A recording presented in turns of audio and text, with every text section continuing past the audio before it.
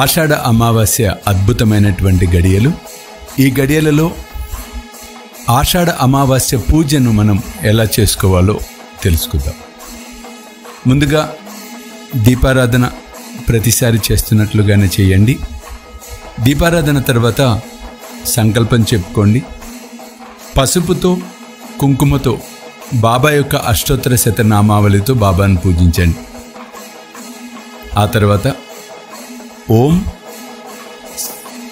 సర్వ పాపాయ పాపకర్మ వాసనాయ దుర్భేద్యక్షాయ నమః.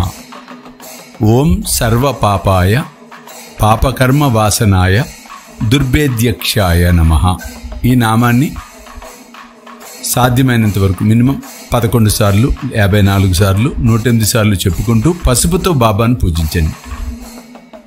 ఆ తర్వాత దర్భ పుల్లలు, దర్భకట్ట మీకు పూజా సామాగ్రి దుకాణంలో దొరుకుతుంది. దర్భకట్ట ఒకటి తీసుకొచ్చి ఆ దర్భకట్టతో మట్టి పాత్రలో ఇదే మంత్రాన్ని చెప్పుకుంటూ కర్పూరం వెలిగించి దర్భను కాల్చండి.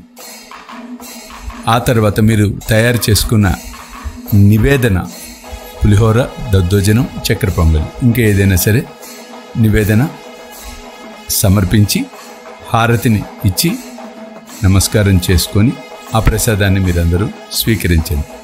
ఈ విధంగా ఈ పూజను ఆచరించి సమర్థ సద్గురు సాయినాథుడు కృపకు, ఆ జగజ్జనని కృపకు పాత్రులు అవ్వాలని మనస్ఫూర్తిగా ఆశీర్వదిస్తున్నాను. జై సాయినాథ్.